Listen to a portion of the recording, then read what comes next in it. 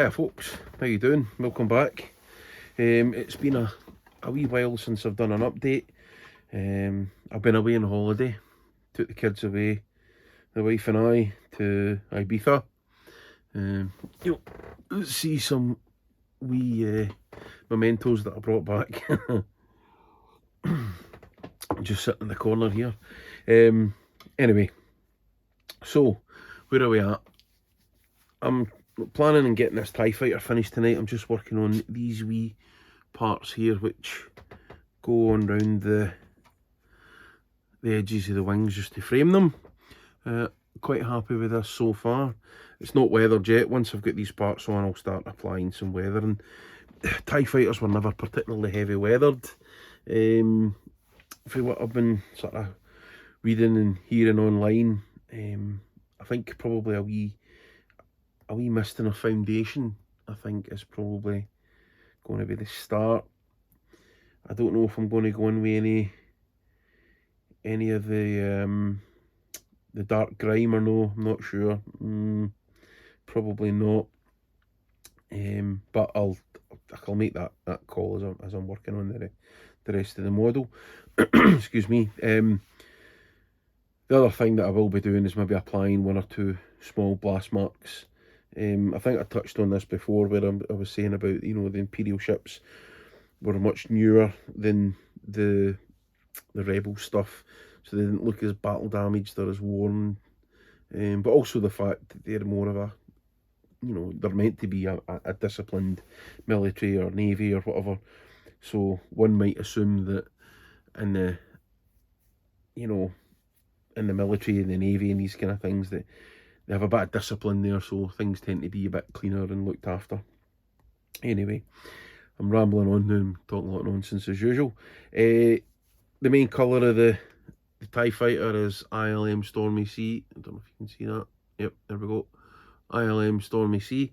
So that wasn't one of the original flow quill colours as such that Archive X are replicating a lot of these days. This was a colour that was actually mixed up, I believe, by the wizards at ILM when they were making the original film. I think it was 75 or 76 they were doing all the model work, probably 76. The film was out in 77. Anyway, so they actually mixed this colour themselves. It's a very bluey grey colour, quite unique. Lots of people have replicated it over the years with varying levels of success. I think there's quite a popular recipe flying about of some of the Tamiya colours, I believe, maybe some of the Tamiya acrylics or enamels, I suppose, that are pretty close. But when Guy from Archive X was doing his research and whatever, I believe they managed to get a hold of one of the actual screen used original TIE fighters. I believe it was one of the hero models, so it wasn't a pyro model, which are a bit less detailed and whatever. It's one of these kind of close-up numbers, and so they were able to match the colour of paint directly from that. So this, I think, is probably about as close as we will ever get to the original ILM colour. Incidentally, they used it in other stuff throughout the movies as well. The big Super Star Destroyer in Empire Strikes Back that we see Darth Vader on, painted in this colour. So there you go, you heard it here first. To be fair, I heard it for somebody else. So but yeah, it's featured at various different points, and I think it's a really, really nice colour actually. I do tend to like sort of grey blue colours. There's something really nice about them. So this is a really well balanced colour, very sort of military and whatever. It's definitely got that feel. Yep.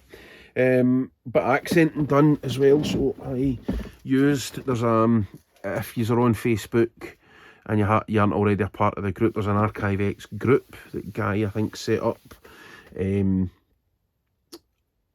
I think obviously just for people sharing their work when they've been doing projects with Archive X paint, and so there's some cracking reference photographs there that people can just sort of, you know, click on and use.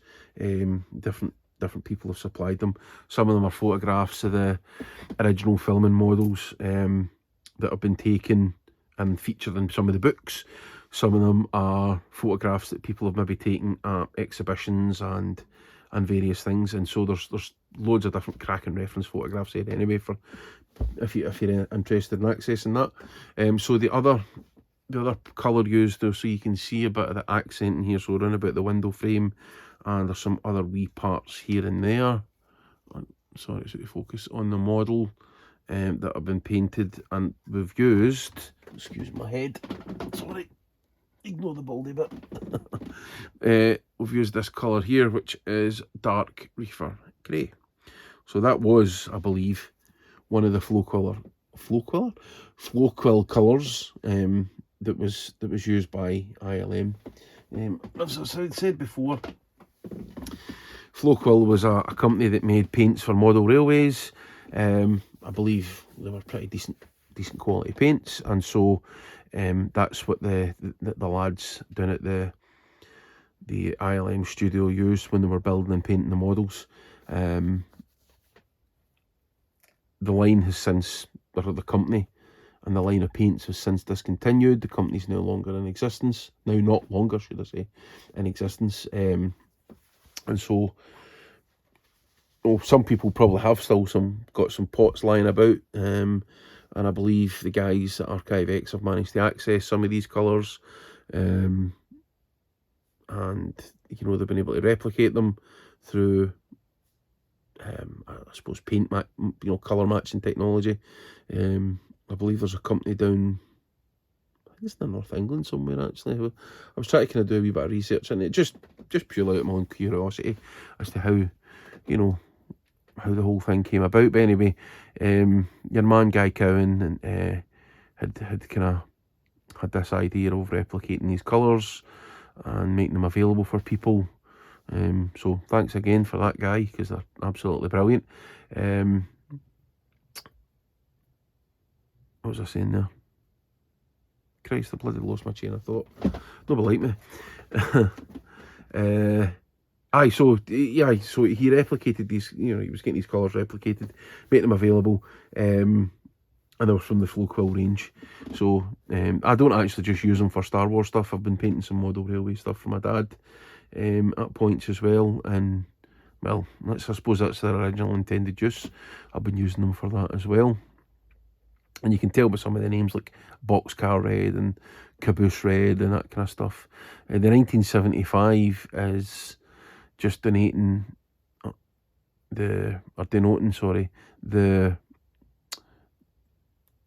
hue that was used kind of in that era.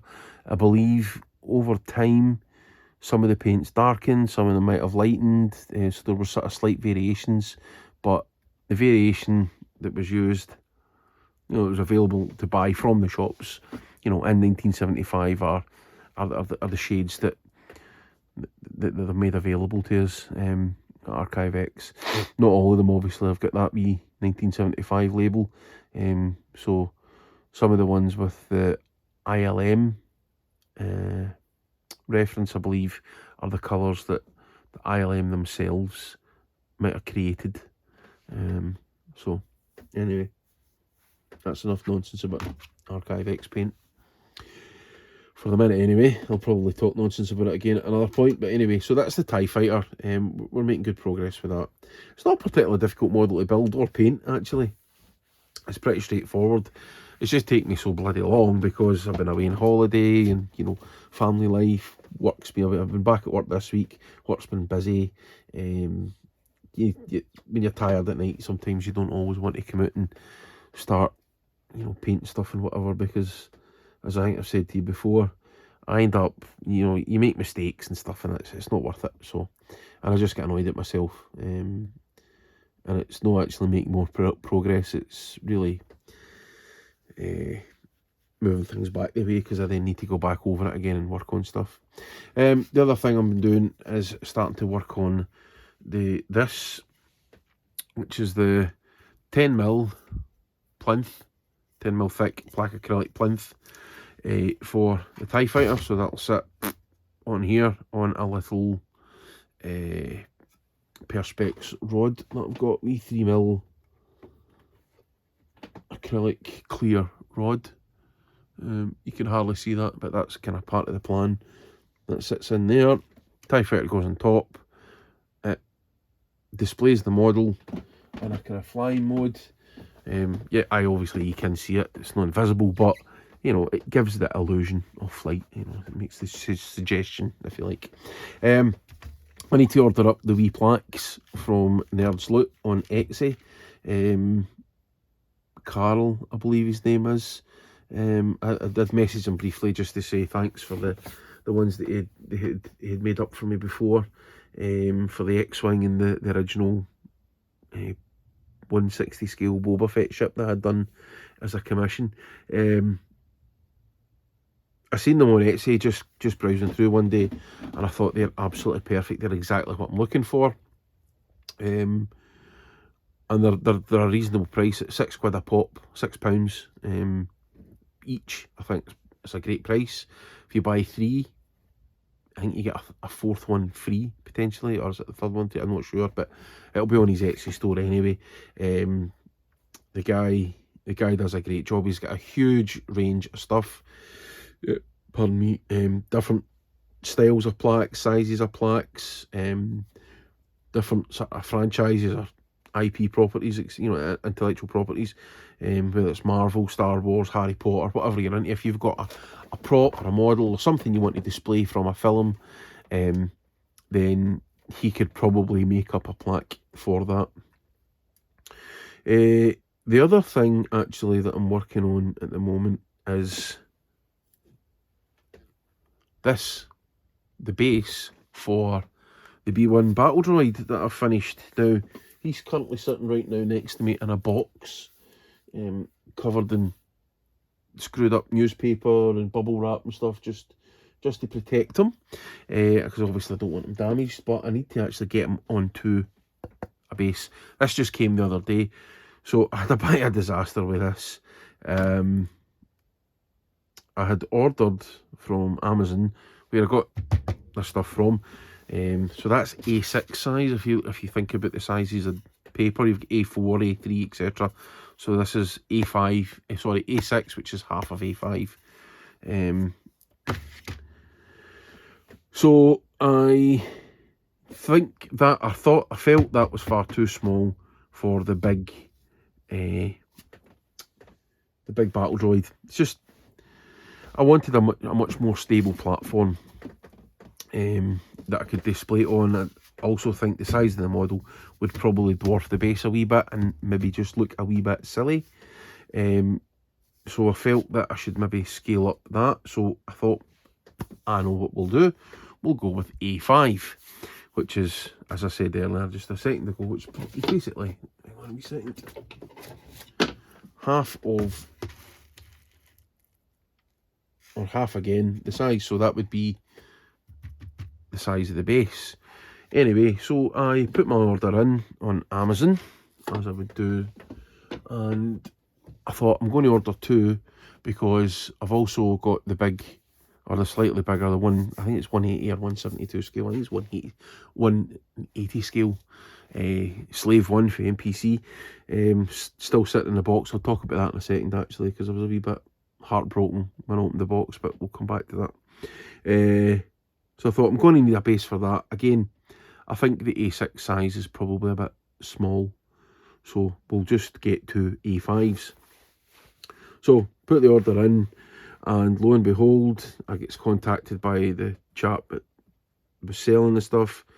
He wasn't able to cut any Perspex at that size, but he did have a piece of A4 size available, which is, you know, A5 is half of A4. So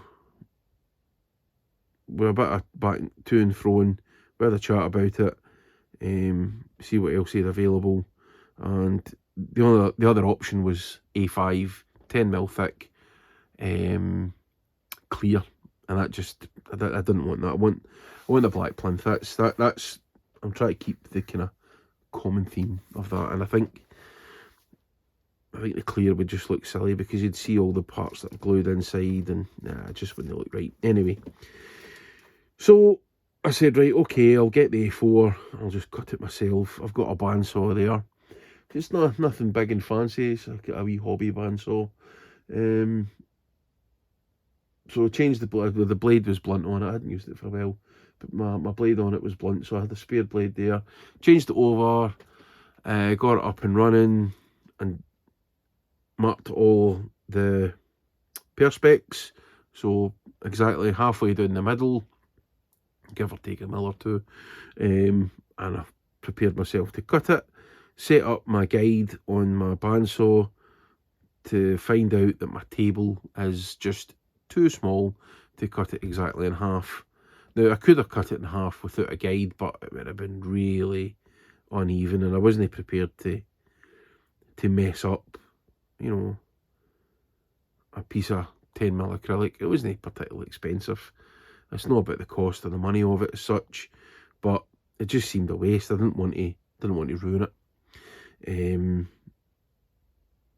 So I bit the bullet and cut it slightly thinner than I'd originally intended, and I'll be honest, it actually worked out okay. So that cross there marks out the, you know, where I want to actually put the pin that is going to mount the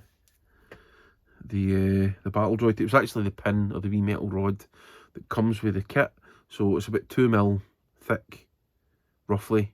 I'm going to 2mm drill bit right down into there. Leave maybe 2mm or so, 2 or 3mm, a wee dab of super glue in the end just to secure it in place, and that'll be that. And then the wee name plate will go there with, you know, Star Wars Episode 1, Phantom Menace, B1 Battle Droid, and Stap. And then, as with the rest of them, Twin Suns miniatures across the bottom, just so that's not branding, but you know, it's my way of saying that I built this. This is mine. I done it. If folk don't like it, they can obviously take it off or whatever. You know, if somebody ends up buying it or whatever. But to me, that's just the way I'm presenting these to people. So I've took 100 grit sandpaper. I think I touched on this before when I done, and I think when I was doing the 172 X-Wing, how I make these wee bases. So start off with 100 grit, go around. The edge that I cut on the bandsaw was a good bit more rough than the edges cut by wherever this was cut in a factory somewhere. So it was slightly rougher, so it took a bit longer with 100 grit just to work it down. But I have to say I'm quite pleased with what I've done so far. I don't actually know where I've put my metal polish, my brass polish. It's about somewhere, it's sitting in the garage somewhere.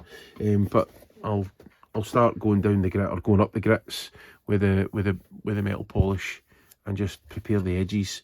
I don't have a pillar drill, or I don't have a pillar drill yet. I'm sure I'll pick one up at some point. It's not really a high priority on my list. I've got a wee DeWalt hand drill there that would go through it no bother, but the only concern I've got is, you know, actually going in at an angle. The pillar drill, you get a nice straight bore right down in, and I want my models to sit up proud and straight. I don't want them to be hanging at angles and looking a bit skew-whiff. It just doesn't look very professional, I suppose. No, okay, I'm not a professional as such. You know, I don't do this for a job, but I do want to excuse me, tongue-tied again. I do want to present my models in the best possible way that I can, and so I'll make use of my dad's pillar drill that he's got in his wee workshop, and I'll do the same for this as well, and the rest of them I'll drill them out. I'll get one set aside there for the A-wing that's sitting over there that you can see, and this is so the other half of the A4 piece, because I cut it a bit thinner than I intended, and because of basically the size I had available to me. So this is a slightly more square base. And actually, you'll see how rough the bloody edge is there. Look at that. It's like a barcode. There's that many lines on it. Anyway, so this is going to be the base that I'll use for Slave 1. It's quite a big model. I think actually it'll go quite well. Something a wee bit different. To me, Slave 1's a pretty special ship. I really do like the shape of her. So she'll get a base that's a wee bit different again. So that's set aside as well. I've not decided where I'm going to position the pillar that it's going in, but I think it's probably going to have to be a metal rod. I bought an assortment pack of brass rods from Amazon. These things here, just metal tubes, brass tubes. Bought a selection pack. It was actually for the Battle Droid project, and I kind of figured, well, I'll probably make use of these. You know, it's a variety pack, comes in different thicknesses and whatever. Some really thick buggers here as well. Look at that. Jeez, oh. It's like a bloody plumbing pipe. Anyway, well, it's always good to have a wee selection of these things. You never know when they're going to need them. But Slave 1 being a bigger ship, I'm going to have to use one of them rather than one of these wee 3mm acrylic rods. I'll have to probably look at buying a pipe bender, because I don't want to display it in as if it's coming into land. I'd rather have it displayed in the flying position. Again, that's just a personal aesthetic thing. I suppose if somebody commissioned me saying, no, that's how I want it, then fair enough, that's what I would do. But because this is just something I'm doing as a piece to feature for sale at some point somewhere, then I think what I'll do is I'll do it in flight mode, because I think it just looks absolutely cracking. But anyway, so I'm going to have to put a 90-degree bend in that, so that I can actually attach it into the back of the model. It'll look great, trust me, it will. That's what I've done with the V160 scale. The video, the very first video on YouTube, go and have a look. It's only some photographs, but go and have a look at it, because it's, I have to say, I was really happy with how that turned out. And what I've done was I bent the little acrylic rod, just using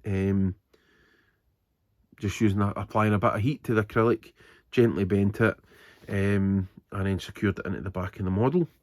And so I'll do the same with this one as well, only I think I'll need to buy a pipe bender to very gently tease it round, so that, because if you've done it just with some pliers and crimps and stuff, you're going to crimp the metal, you're going to dent the metal.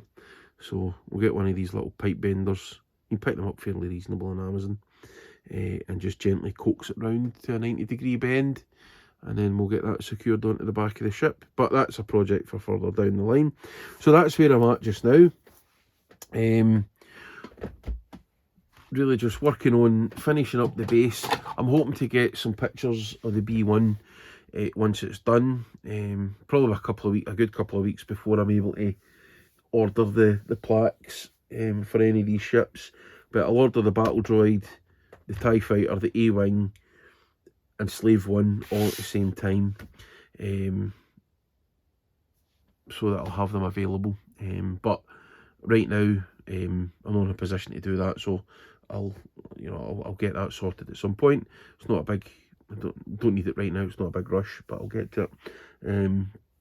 But I plan to get the base finished, hopefully for next week, if I get a chance to get down to my dad's. It's easy enough just to actually buff up the corners. I've got the stuff there to do that. But as soon as I get the pillar in, I'll get the Battle Droid mounted on it, and I'll get some decent, half decent photographs taken, and I'll get it. I'll get a very short video on that as well, and give you a quick look at that actually finished on a stand. I see a few people on the Archive X page are doing that same model kit, so that's really nice to see. It's a brilliant build, really thoroughly enjoyed it. Not enjoying the TIE Fighter and the A-Wing as much as I thought I would, but the TIE Fighter's fine. It's actually been okay. It's just went in starts and stops, but just purely because of time. The A-Wing, that kind of damped my spirits a wee bit, because I had, up until the last minute, I was doing it in the style of Ralph McQuarrie's old concept paintings that he had made. I was going to do it with that sort of markings on it, and then a very last minute I changed my mind, and I made a bit of a pig's ear. So I was a bit annoyed with myself, but it's sitting there. I'm actually happy with where it is at the moment, and I'm going to give it the TLC that it deserves to finish it off. So I'll get the TIE Fighter done and dusted. That's just some footery wee parts. These wee things here, I just need to finish painting them, and then I'll get them glued on, and it'll just be a case of getting that mounted up once it's been weathered. What else was I going to say there? Once both of those ships are finished, and the wee one's mounted, I'll then look at starting on Slave 1. Oh aye, that's what I was going to say. Slave 1, opened the box, had a check over it, because I plan, and I still do plan on doing an unboxing sort of type video, actually opening it up and just having a quick look at the parts, or certainly as part of the first video of it, because it's a really nice model actually, and I don't want to say too much just now because I'll see it in the video further down the line. However, I did notice that two of the parts on the same sprue, quite close to each other, had some heat damage. It's as if they came into contact with some sort of hot implement, or hot part, and melted the plastic. Oh, excuse me. It looks like damage that's happened after it's been moulded. So I don't think it's a poorly moulded sprue. I think it's just damage that's been happened, that's been boxed up. It's probably not been noticed through quality control. Contacted Round 2, or the parent company, whoever Round 2 is, or anyway, and they have been brilliant so far. I've got two parts coming from stateside America. So the actual model I bought through Amazon, but it was shipped from America. It was a very decent price. It was easy enough to just ping it on Amazon. I've obviously got my account there and whatever. And it came across, it was here within a week, flying across from New Jersey, I believe the tracking information said. And it was here very quickly. Not a bit of damage on it other than what was inside the box, but that was obviously, had happened prior to being packaged up. But I'll touch on that. I'll touch on that in a separate video. The final thing I want to speak about is my friend Kieran, or more commonly known as Clarkey. So Clarkey has started up a YouTube channel. Didn't know he was actually doing this. We've always kind of laughed and joked, my friends and I, about Clarkey's charisma, character. I don't know how you would describe it, but he's a really funny guy, very unique individual, very warped sense of humour, which matches mine actually, but you'll probably see a bit more of his warped sense of humour. So he's started this channel. It's called Adventures with Clarkey. Please go on and give him a subscribe. He's just started it. The bugger's get way more subscribers than me already, but it doesn't matter, I don't care. I'm not in this for the subscriber count, but go on and have a look. His videos are great. Well, he's only done one so far, but he's got more in the pipeline coming out. He gave me an early tease, and him and his friend, Big Jimmy, went into an Indian restaurant in Glasgow, a place called Akbar's, and they done a curry challenge, 2 different curry challenges. I'll not spoil it if you want to watch it, but he's funny. He's a really nice guy. He's got a lot of charisma, a lot of character. What you see in the video isn't all a Clarkey, is what I'd say. I think his character will come out more and more as his show progresses, is what I would also say. So please go and have a wee look, give him a subscribe. I know he'd really appreciate it, and so would I actually. So listen, thanks for watching. If you've never seen any of my other videos, please go and have a look through them. If you're into Star Wars or modelling in general, I've got some other stuff coming up further down the line that's not Star Wars related. As I've said to you before, at various points, I do help my dad out from time to time with some of his model railway stuff, so I've got some bridge stuff to paint that I'm going to be painting, I think, at some point for him. So what I'll do is I'll make a video on that and just look at sort of chipping and weathering techniques. Again, probably just using the Archive X stuff, but I will also bring in washes and some of the other weathering things that I use, and so we'll look at that in a separate video. That's also coming up. When that'll be, don't know. Depends how quickly he gets his finger out and actually gives me all the parts. Although in saying that, I have got some wee 3D printed people here. These wee tiny people. Better not lose them. So those are resin 3D printed 00 scale people for standing about in stations and populating these model railway. So aye, I'll also feature videos like that further down the line, and as I say, hopefully we'll get some train stuff to weather and whatever at some point, and we'll do videos on that. So anyway, right, enough, that's me. I'm now into the half-hour mark, or over the half-hour mark now. So please have a look at Clarkey's YouTube channel, because I think what he's going to do, he's only just starting it out. He's got a couple in the pipeline already that will release as time goes by, but I think over time, I think his platform will be absolutely brilliant. It'll be worth a watch. Be good fun. Be funny. Be something different every other week. And we've already very briefly spoke about some sort of collaboration at some point. God knows how that'll turn out. It'll be absolute carnage, I expect. We'll probably try and paint a model or a model each. God knows how it'll turn out, but it'll be a laugh if nothing else. So anyway, stay tuned. Keep subscribing, keep liking, keep watching. Because I don't know what the YouTube people say, oh, it helps the channel out and blah blah blah. I'm just happy that people are getting a wee chance to see a wee bit of model making and whatever, and if it helps and inspires people, then smashing. And if you can learn something, again, that's absolutely brilliant, and if no, then I just hope you enjoy it. But listen, thanks very much. I'll be back with another YouTube video at some point fairly soon, with the A-Wing once I get that done. And as I say, I'll probably before that I'll end up sticking something up with the battle droid and the stap, and I think that might even just be a couple of photographs and a quick video tour of the model, and it'll not be a long blather and ramble like this one. Anyway, listen, take care folks, and I'll catch you all soon. Cheers.